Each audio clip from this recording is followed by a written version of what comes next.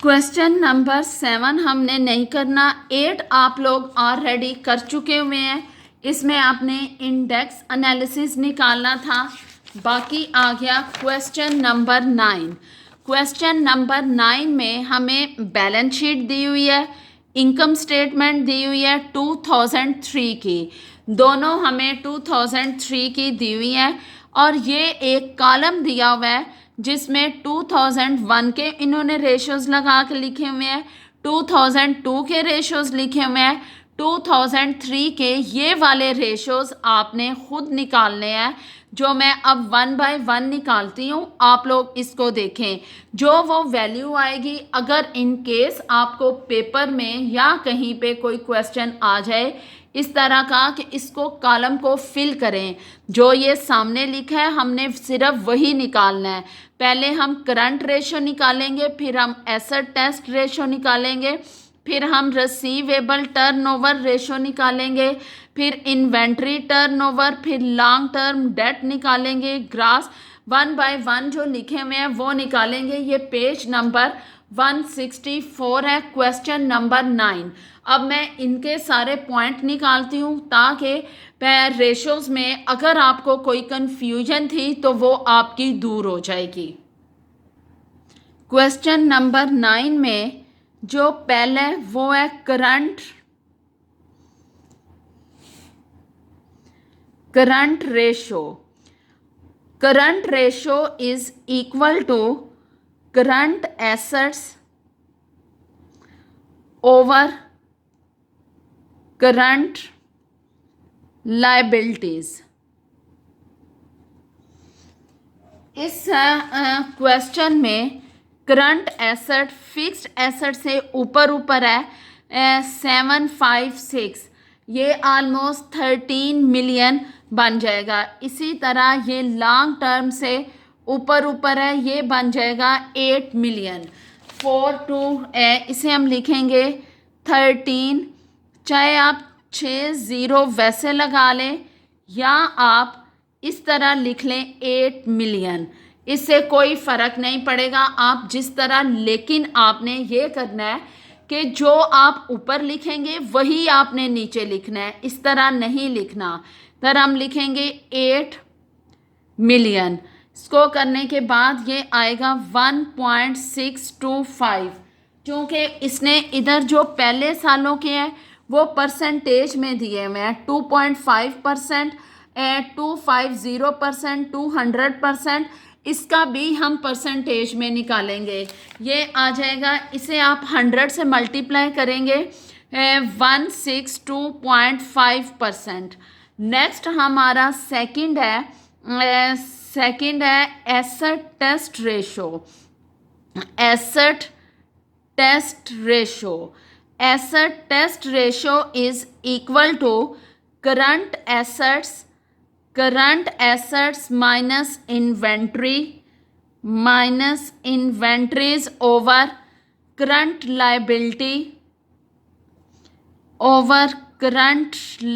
Liabilities is equal to current assets आपको पता है 13 मिलियन है,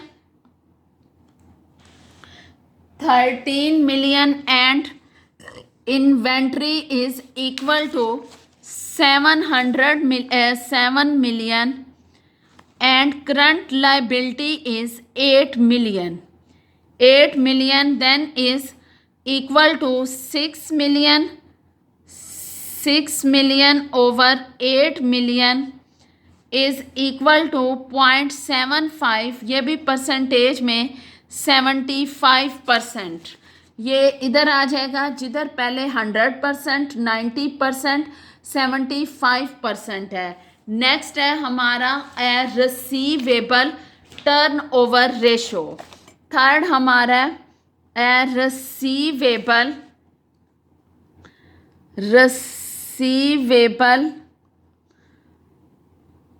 turnover is equal to net sale over receivable.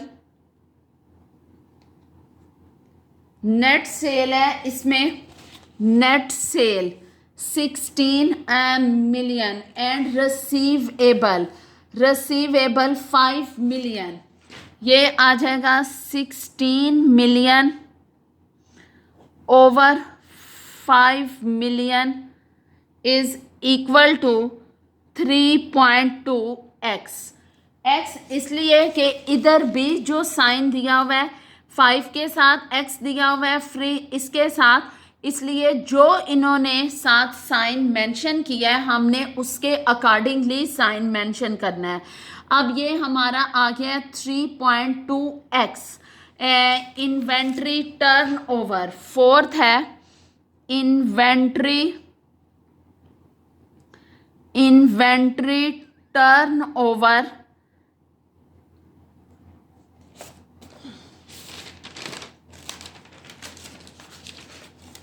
Inventory turnover है cost of goods sold, cost of goods sold over inventory, cost of goods sold है इसमें, cost of goods sold 12 million and inventory is equal to 7 million। 12 million over 12 million over 7 million is equal to 1.7x। Number 5 है, number 5 long term debt, long term date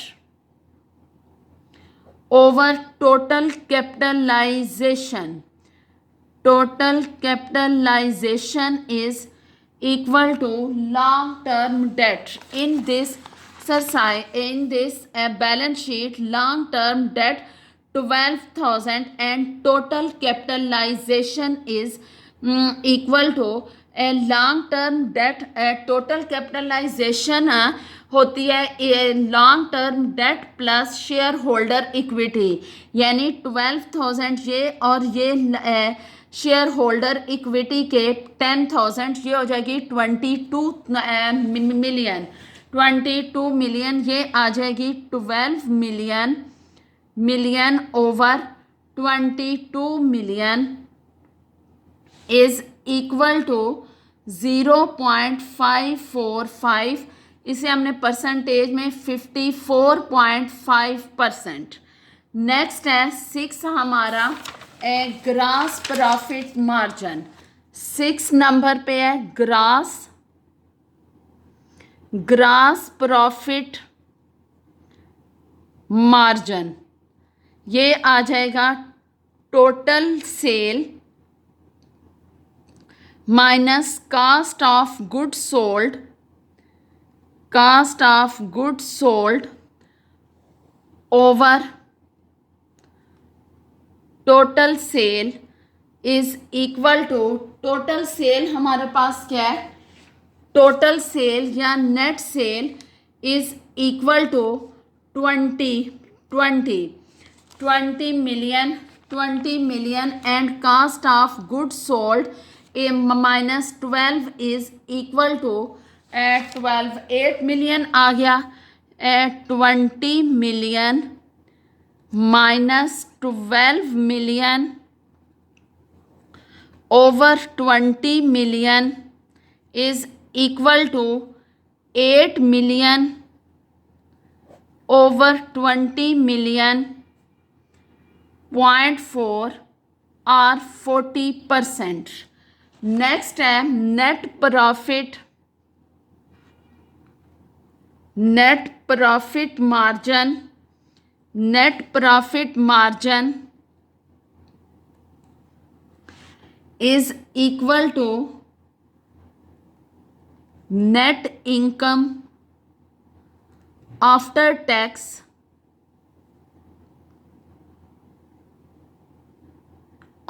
tax over sales is equal to net income after tax। net income after tax is 2 million and net sale is 20 million. 2 million,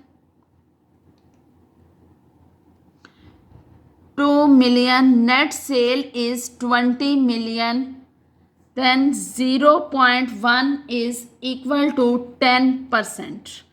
next अब हम इसको करते हैं turn on equity.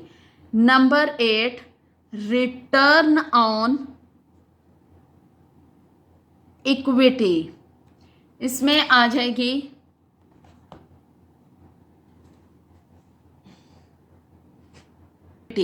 Return on equity is equal to net income after tax minus dividend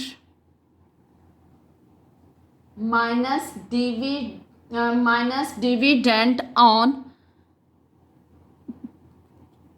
preference stock over net worth minus value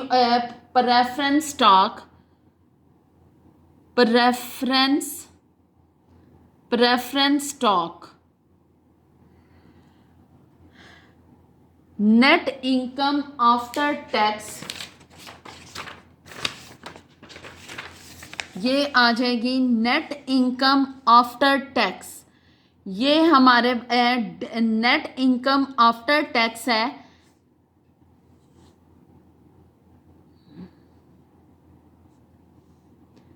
net income after tax net ये लिखी हुई है net income after tax less dividend on preference stock. उसके बाद हमारे पास ये बचती है वैल्यू 1760. हम यहाँ पे इसे डायरेक्ट लिखेंगे या आपने डिविडेंड की 22 वाली इसमें net income after tax 2 million है उसमें से 24, या आप इसे 2 मिलियन माइनस 24000 इसे माइनस करेंगे, नीचे आ जाएगी नेट वेल्थ. अब क्वेश्चन ये है कि नेट वेल्थ क्या है. नेट वेल्थ वो है जो preference stock, common stock, retain earning को प्लस करके हमारे पास वैल्यू आएगी, वो हमारी नेट वर्थ होगी. नेट वर्थ हमारी है 4 and 4 is equal to 10 million. 10 million हमारी टोटल वर्थ आ गई.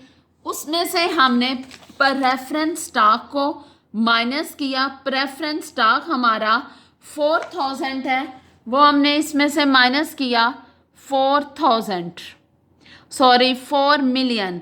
4 मिलियन इज इक्वल टू ये आ गया 176,000 over 6 million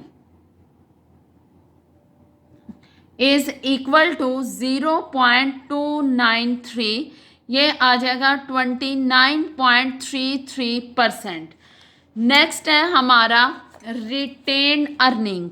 number 9, return on cell.